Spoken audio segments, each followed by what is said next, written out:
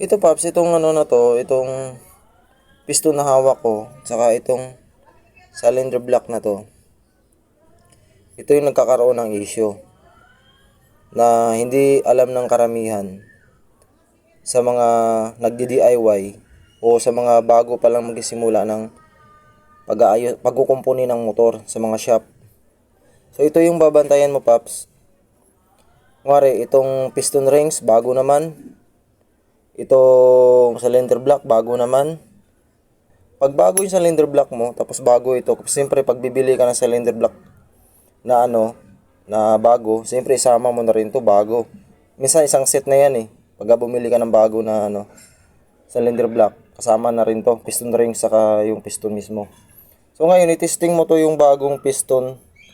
Tapos, i-shoot mo siya dito sa sleeve ng cylinder block. Lagyan mo muna ng langis to. Lagyan mo ng langis para pagpasok mo smooth. Pati dito lagyan mo langis. Ngayon, ipasok mo siya ng dahan-dahan. Pasok mo siya ganyan. Pag ganyan, paloob yung tulak. Ganyan. Pag itulak mo hanggang pinaka dulo. Yan. Tapos silahin mo siya. Pag may maramdaman ka, Paps, pag tulak mo ng ganun, parang pakiramdam mo na stuck. Pag tulak mo na stuck. Tapos pag angat mo, naka-stuck pa din siya. Wag mo nang ituloy yung piston na to. Kunwari lang kunwari magkakaroon ng stuck na di mo naman nilagyan ng piston rings. Pero pag shoot mo siya dito, ay magkakaroon siya ng konting stuck. Wag mo nang ituloy yan na ilagay mo sa motor mo, sa connecting rod. Huwag mo nang ituloy yun dahil dito sa piston hindi siya swak dito sa sleeve ng cylinder block. Mayroon naman pagkakataon na sleeve ng cylinder block yung may problema. May pagkakataon na ganun.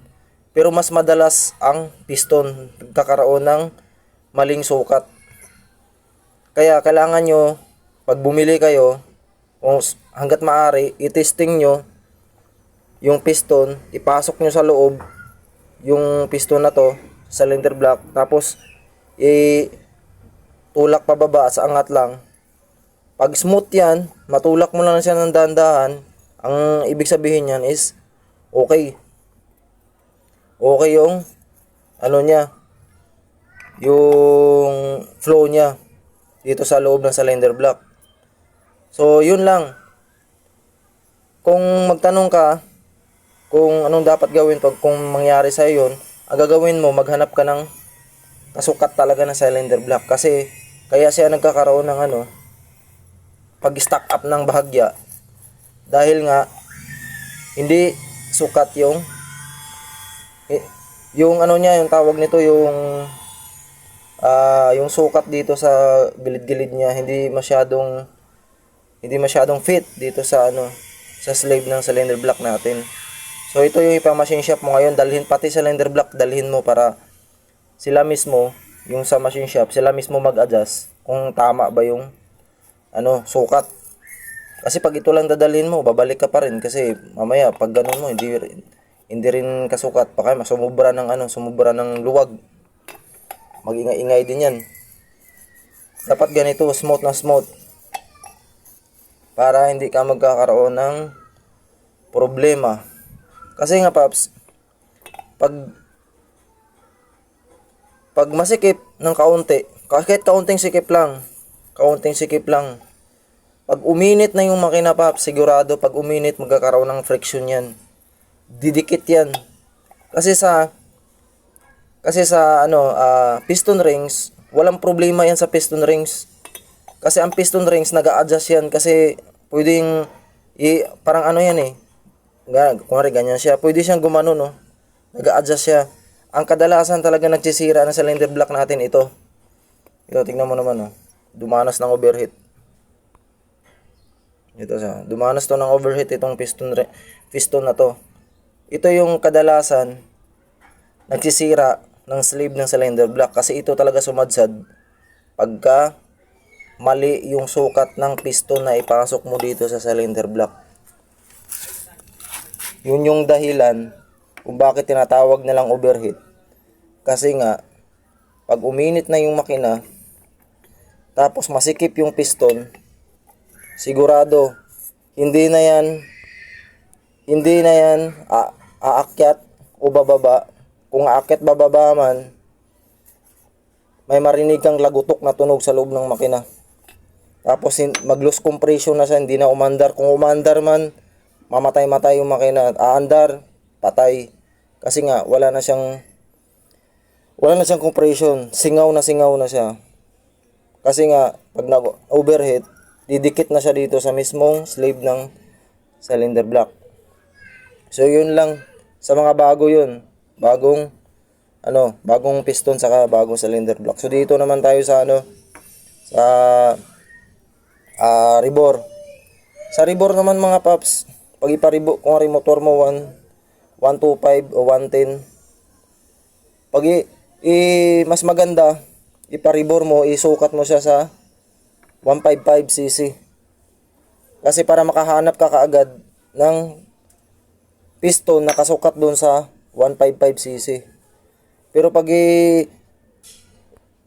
nagdepende na rin sa machine shop na gagawa kasi mayroon namang piston na na 135cc yung piston. Mayroon naman din ganun eh. Kung 125 yung motor mo, pwede mo siya i-upgrade.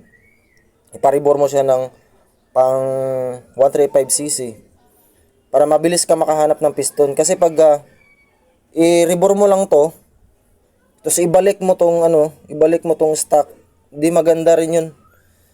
Sisingaw, uusok lang yung motor mo. Kasi nga, doon ka rin magka-problema doon sa may piston rings niya. Kasi ang piston rings niya, di ba sabi ko kanina may adjustan para sa spring, maipit siya, luluwag, ipit, luluwag. Kaya, parang ganito siya, wait lang. Ito siya. Ganito ang mangyari sa piston ring sa loob ng sa loob ng cylinder block, gaganon siya. Yan. Gaganon yan. Ganon yung play niya sa loob ng cylinder block. Kaya kung yung piston mo ay stuck pa din, luluwag to. Pag lumuwag yan, lulusot na yung dyan. Lulusot na yung langis. Sa sa compression naman, okay yan. Okay naman yung okay yung mapaandar mo pa rin yan. Maitakbo mo pa rin. Pero, ang problema nga lang, lulusot yung langis na dito. Dapat hindi siya lulusot. Kailangan, saktong sukat lang talaga para sa kanya. Ang sukat tawag ganyan. Malabuhok lang. Dapat ganyan lang siya. Malabuhok lang yung sukat dito sa pagitan na to.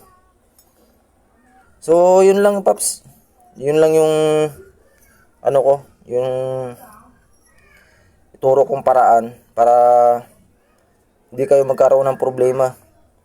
Kahit bago pa man yan o rebore yung cylinder block nyo, kailangan i-check nyo mabuti. So, yun lang. Hanggang dito na lang, paps. Paalam na.